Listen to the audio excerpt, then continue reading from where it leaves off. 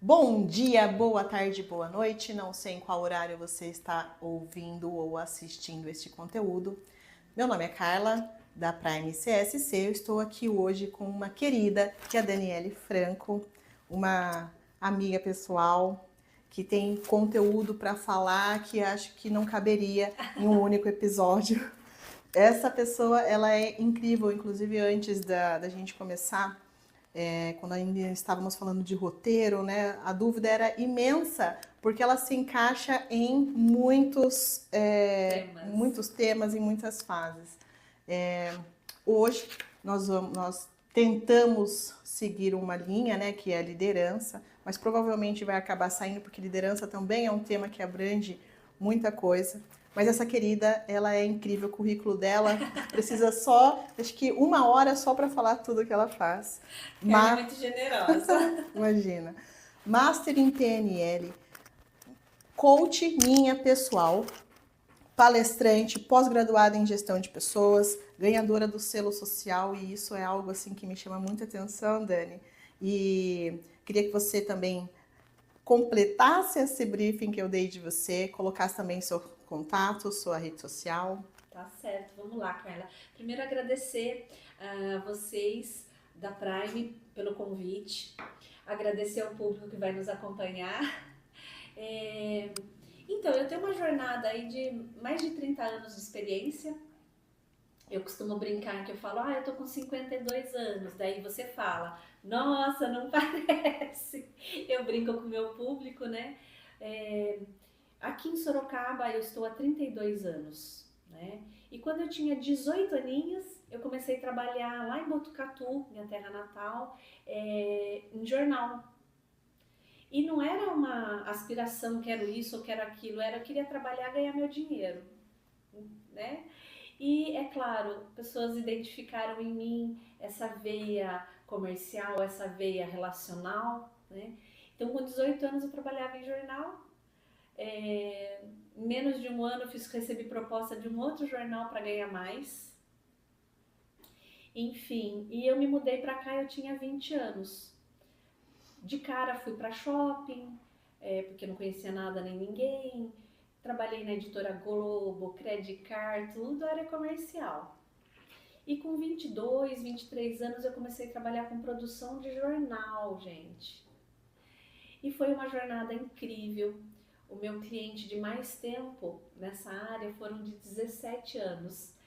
Eu fiz a primeira edição e a última edição desse meu cliente. Que incrível! E o jornal era mensal. Então teve conteúdo todo mês. Eu tinha que fazer captação da linha editorial. Quando eu comecei, eu fazia só a parte comercial. Ao longo dos anos aprendi a fazer diagramação, arte, me tornei a editora real do jornal, tirei MTB de jornalista, então comecei a fazer também toda a linha editorial do jornal, então fui me desenvolvendo.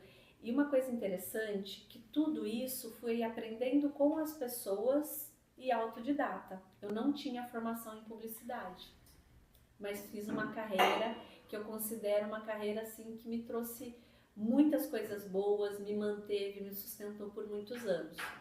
Por que eu estou contando isso? Em 2006, estava numa fase desafiadora da vida e eu entendi que eu tinha que buscar coisas diferentes para fazer. Fui participar de coral e comecei a fazer trabalho voluntário em instituições que geravam assim cursos de capacitação para as pessoas gerarem renda.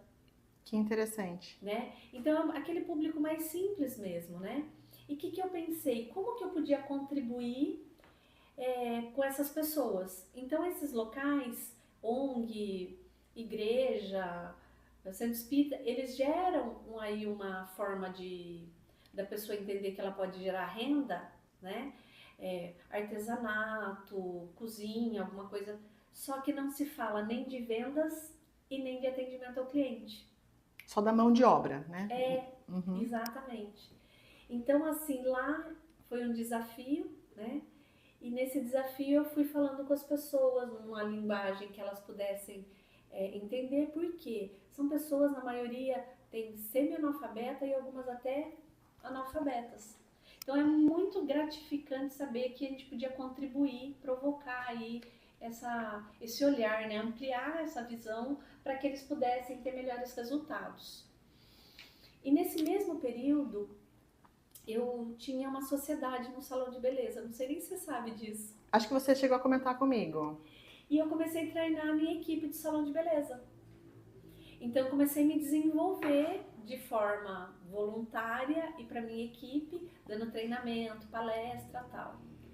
Bom, me encantei. 2010 fui fazer RH, emendei uma graduação em administração de empresas, emendei já uma pós-graduação, que foi onde a gente se conheceu, né? E o que é interessante, quando eu voltei a estudar, gente, eu já estava com 38 anos. Então eu gosto de contar isso porque tem gente que é tarde.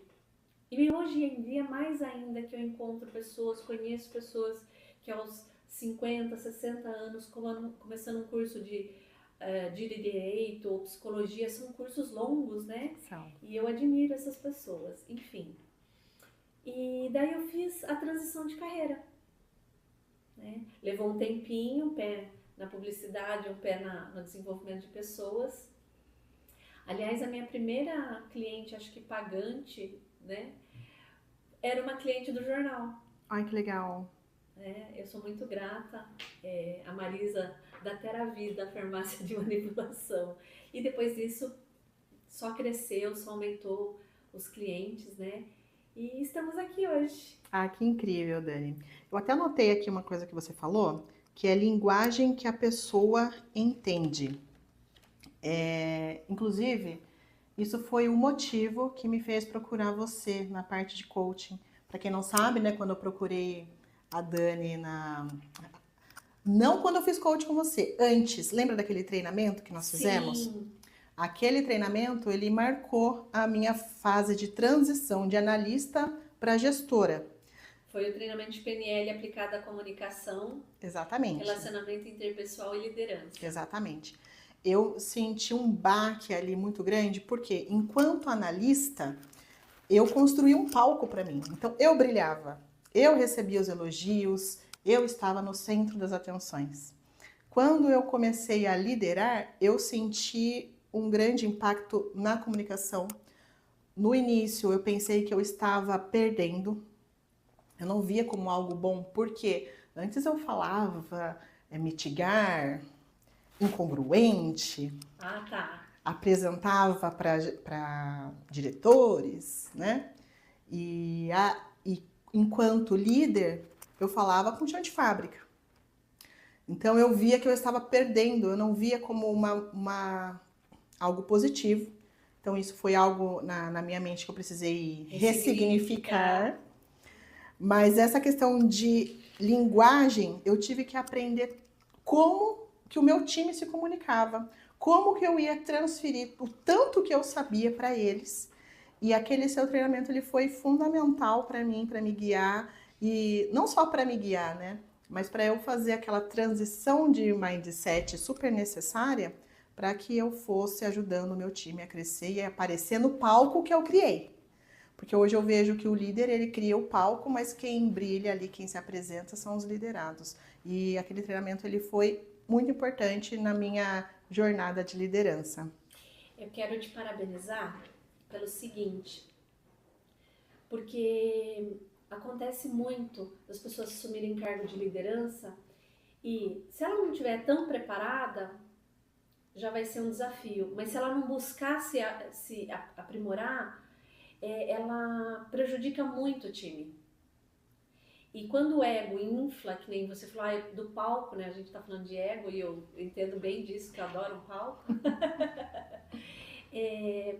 A gente acaba tirando o brilho das pessoas, porque a gente quer aparecer, vamos dizer assim. Mas enquanto líder, quando a gente é um líder inspirador, a gente tem uma postura completamente diferente. Um líder inspirador, ele apoia, tem uma escutativa, ele busca valorizar as ações, os comportamentos. E aqueles pontos a melhorar, chama no privado e conversa com a pessoa, pontua, falando dos fatos, de como, e daí fica muito mais fácil para a pessoa compreender, né? E essa linguagem é o que vai fazer com que a gente se aproxime mais ou se afaste das pessoas. E até uma coisa que às vezes estou numa negociação com uma empresa sobre falar com times e tal, eu pontuo a importância de saber falar com o pessoal, vamos dizer, chão de fábrica, que a gente acaba entendendo o perfil, e que são pessoas que têm conhecimento, são pessoas que agregam muito valor, só que a linguística, a forma de se expressar é diferente. E às vezes eu falo assim, quando eu mudo minha forma de me comunicar, eu tô sendo falsa porque não é o meu jeito. Cara, vamos lá. Qual é a melhor ferramenta para isso? Então seria a comunicação. E poucas pessoas entendem a importância e o poder da comunicação. Então elas não investem, não se desenvolvem, porque ela tem a ilusão, eu falei, ela que não entendeu. E não é por aí, né? Não, inclusive eu lembro de uma imagem muito fofa, que inclusive quando a gente postar esse conteúdo, eu vou colocar nos comentários a imagem, se a Dani se recordar e me enviar. Lembra de um rinocerontezinho? Sim, é uma menina que ela pinta os quadros. Com o chifrezinho. Aquilo ali me marcou demais, porque era algo visual, né? As pessoas, elas aprendem de formas diferentes, e aquela imagem foi o que fez um boom na minha mente de como eu ia conseguir aprender a conversar, a gerir o meu time, a fazer com que eles aparecessem naquele palco que eu criei. Só para vocês entenderem, a imagem é um desenho colorido, um cartoon, é um rinocerontezinho pintando cenários. Só que o rinoceronte, ele pinta o cenário com o chifre no meio, porque é o que ele vê. Então, tudo que ele vê tem um chifre. E não tá errado na visão do rinoceronte, né? E não é porque tem um chifre ali que o desenho é feio ou qualquer outra coisa. É simplesmente que aquela pessoa enxerga o mundo daquela forma. E aproveitando, falando disso, eu lembrei agora também, daí já é uma outra fase da nossa amizade, de quando eu fiz o coaching com você, daquele mapa não é território. Que é sobre isso. Na realidade, eu ia pontuar. Aquela imagem é quando eu estou explicando que mapa não é território. E assim, gente, mapa não é território é algo muito importante. Porque mapa, se a gente for parar para pensar, existe algum mapa que descreva tudo que tem no mundo? Não. Você vai ter um mapa mundi, que daí são os oceanos, os países, é muito macro, né? Daí você tem um mapa de rio, um mapa de rua, um mapa demográfico, tem vários tipos de mapa. E daí, como que eu consigo explicar isso de uma forma que eu consiga compartilhar essa visão, né? Ajudar as pessoas a entenderem que quando eu fico só no meu mapa, o que é o mapa? As minhas crenças, os meus valores, minhas experiências e minhas necessidades. Se eu fico tão no meu, eu não consigo perceber o do outro. E nem como eu poderia falar para compartilhar minha visão, ou seja, meu mapa com ela. Então, mas como que isso funciona? É começar a entender que eu preciso perceber o outro, quais são as crenças, os valores, as experiências e as necessidades, eu gosto de repetir, tá, gente? Para que eu me comunique de forma assertiva. E isso tem a ver com liderado, eu com os meus pares, comigo na minha família, comigo e meu superior ou com os meus subordinados, porque isso está em tudo. E daí a importância de sensibilizar o outro, e daí vem outras ferramentas, né? Eu me empolgo.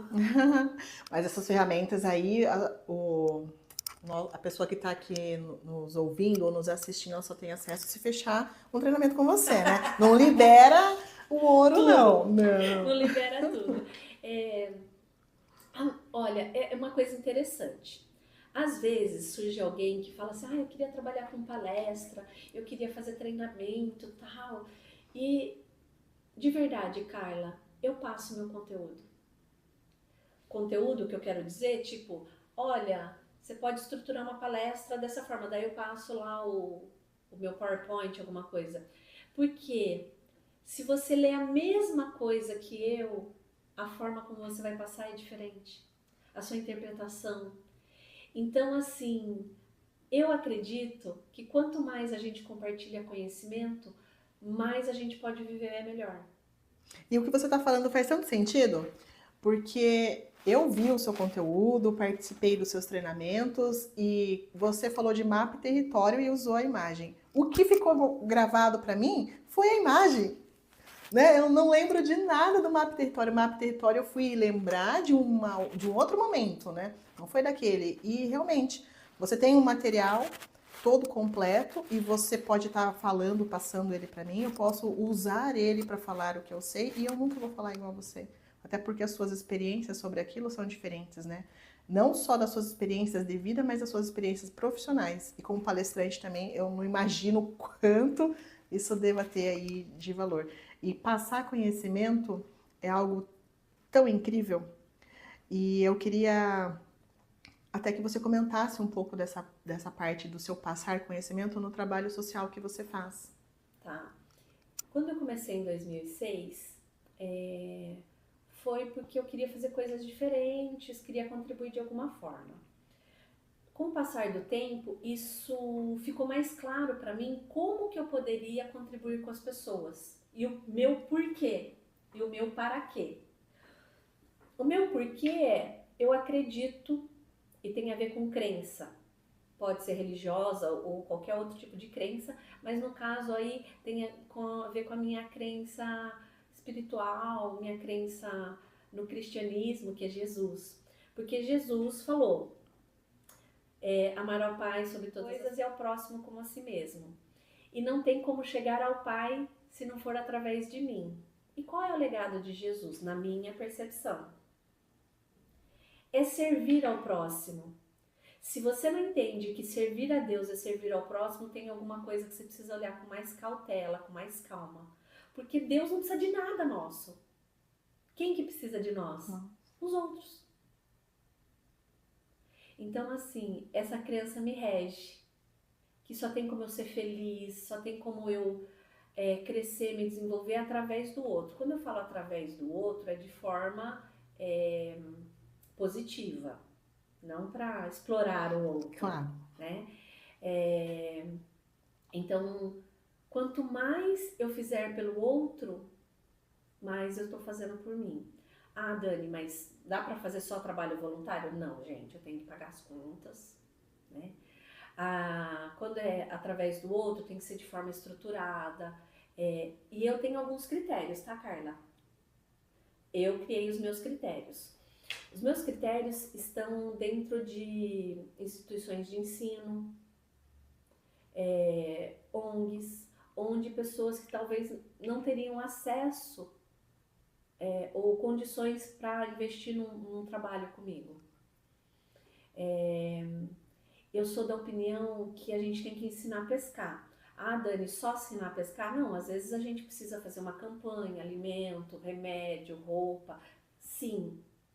Mas ajudar as pessoas que estão em situação de vulnerabilidade a entender que ela pode fazer melhores escolhas, que ela pode fazer diferente, que é só um período, uma fase desafiadora. Então, se a gente capacita as pessoas, se a gente contribui com essas pessoas, a possibilidade dela sair dessa condição é muito maior. Então, eu realmente trabalho autorresponsabilidade, autoconhecimento, porque daí eu sou mais assertiva nas minhas escolhas. Incrível, é incrível ouvir isso. E eu queria falar não, né? Te deixar você falar um pouco do trabalho que você faz na questão de treinamento voltado para a liderança mesmo. Você tem ideia de quantas pessoas você impactou? São mais de 25 mil pessoas. Que incrível. O selo social, como você colocou, eu fui certificada, que é um reconhecimento do que eu falo que eu faço, então é uma auditoria, do que eu falo que eu faço mesmo. E eu fui certificada no selo social de 2018 até 2023. 2024 em diante eu decidi, por outros projetos, que eu não ia me inscrever. Posso voltar a me inscrever em qualquer momento, né? Só que o selo social me ajudou a entender como que eu causava impacto, número de pessoas, porque a gente aprende lá a fazer os relatórios, eu não fazia ideia. Então, esse mais de 25 mil pessoas é um número aproximado por conta que o selo me ajudou a ver que formato eu trabalhava, quais os impactos, os meus investimentos, né? Não só da minha hora. Só que eu comecei o selo em 2018. Eu faço isso desde 2006.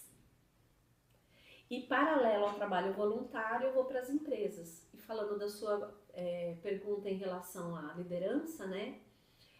É curioso como ainda donos de empresas, gestores, não valorizam a capacitação dos colaboradores. É muito triste. Eu posso estar falando porque é meu ganha-pão, é a forma como eu vivo. Tem isso, tá, gente? Me contratem. Tem isso, mas de fato, as pessoas não percebem o quanto elas perdem a oportunidade por conta que não tem o desenvolvimento. Acabei de receber, semana passada, uma solicitação de orçamento. Uma advogada que atende empresas, são 2 empresas pequenas, ela está vendo todos os problemas que a empresa vem enfrentando, e ela falou, olha, vocês precisam treinar a sua liderança. Por quê? A pessoa tem tanto tempo de casa, só sobe pro cargo, né? É o que acontece em muitas. A grande maioria. Aí ela falou assim, como as 2 empresas são pequenas, ela falou, vamos juntar as 2 empresas, minimiza o custo, e de fato minimiza mesmo, e vamos capacitar a liderança. Ela fez um orçamento comigo e mais outras empresas, né? Ela não abriu valor, não abriu nada, mas ela falou, Dani, não foi aprovado nenhum orçamento. E nós estamos falando de um investimento relativamente baixo. 16 líderes, imagina o quanto ele ia capacitar líderes para que eles replicassem aquele conhecimento desses 16. Isso é uma pena, né? Porque a gente está falando de 16 líderes que podem liderar muito mais que o dobro de liderados. E eu, como já tive esse pezinho na liderança, eu fico até um pouco chateada com a questão, porque existem muitos líderes despreparados, justamente por isso, por assumir a função por tempo de casa, ou assumir a função porque conhece alguém que conhece alguém, porque sim, isso ainda existe, e em grandes empresas, não pensem que é só em médias e pequenas. E o que acontece? Quem acaba sendo prejudicado é o pai de família, que acaba tendo que ali, vou usar bem a palavra, porque eu não sei qual é o nível de pessoa que está nos assistindo, que acaba sendo, de certa forma, muito prejudicado. Porque quando você é um líder e não está preparado para aquela função, você acaba falando da forma errada, exigindo o que não é cabível, acaba também podendo colocar a empresa em risco, né, por conta de... Processos. Exatamente. Processos, tem muitas coisas aí que envolve, mas principalmente é o pai de família que pode perder o emprego porque um líder tem preferências por um outro perfil. E não é bem assim, né? A diversidade, ela só agrega. E não estou falando de diversidade de gênero, em geral, de idade, de tudo. E, infelizmente, líderes despreparados, eles acabam vendo muito pro lado do eu do que pro lado da equipe ou da empresa. Dani, dos seus treinamentos, você tem algum voltado para isso específico? Você pode falar um pouco do quanto tempo dura, em média, o valor a ser investido? Por quê? Porque nós temos muitos parceiros de imobiliárias, então essas imobiliárias elas têm corretores, alguns jovens, alguns que entram só para ver como que é e saem, mas o treinamento ele é necessário em todas as áreas, né? Olha, Carla, eu costumo customizar o treinamento. Mas em linhas gerais, eu começaria com autoconhecimento, a ferramenta que eu mais uso, existem outras, mas a que eu mais uso é a metodologia DISC. Então, quando a gente leva para o autoconhecimento, eu vou ajudar você a perceber seus pontos fortes, onde você manda bem, e seus pontos a melhorar. Falando de pontos a melhorar, é legal ajudar as pessoas a entender que nem todos os pontos a melhorar eu tenho que desenvolver. Por exemplo, eu, Daniela, não sou tão boa, ou eu sou bem fraca, aliás, em trabalhos manuais. É um ponto fraco meu? Sim. Mas ele é relevante na minha jornada? Não. Para aquilo que eu quero. O que eu estou querendo pontuar com isso? Que às vezes eu me comparo com a Carla, que tem uma habilidade, vamos dizer que seja essa, e eu me sinto menos, só que a habilidade da Carla não faz, não ressoa com o que eu estou buscando ou com o que eu preciso. E eu me sinto insegura porque eu admiro a Carla, porque a Carla é inteligente, sabe esse tipo de... né? Então eu trabalho autoconhecimento, primeira etapa na minha percepção é essa. Daí eu venho com uma outra etapa, comunicação assertiva, técnicas de comunicação, de relacionamento, de liderança. E na parte, quando eu entro na liderança, eu também venho com várias ferramentas. Tipos de liderança, maturidade de equipe. Você consegue identificar a maturidade da sua equipe? Porque se você exige demais de quem não tem para entregar, é frustrante para você e para a pessoa. Você vai lá e maceta a pessoa, fere, magoa, diminui, porque ela não tem essa competência ainda desenvolvida. Lembrando que é competência, capacidade, vamos dizer que a maioria de nós temos. Por que eu coloco a maioria? Porque de repente você tem aí você é atípico. Então você tem uma outra forma de lidar, de aprender e tudo mais. Quais ferramentas que a gente pode estar utilizando? Eu estou com um processo de coaching que está finalizando. E em cada 10 pessoas que me contratam, 9,9 são o quê? Mulheres. Ah, sim. Tá? Então, mulheres me contratam para melhorar a sua gestão de equipe, se comunicar melhor, se posicionar. É muito comum mais comum aparecer o perfil daquela que tem dificuldade de se posicionar, porque quer agradar todo mundo. Eventualmente aparece aquela pessoa que ela se posiciona demais, ela é muito dura. Por que essa é menos? Porque normalmente essa pessoa é arrogante e acha que não tem que mudar. Agora, as que entendem que precisa evoluir, ela vai. São desafios diferentes para eu falar com essas pessoas, de como ajudá-las. E daí, normalmente é a mulher que está buscando, né? E eu particularmente gosto de trabalhar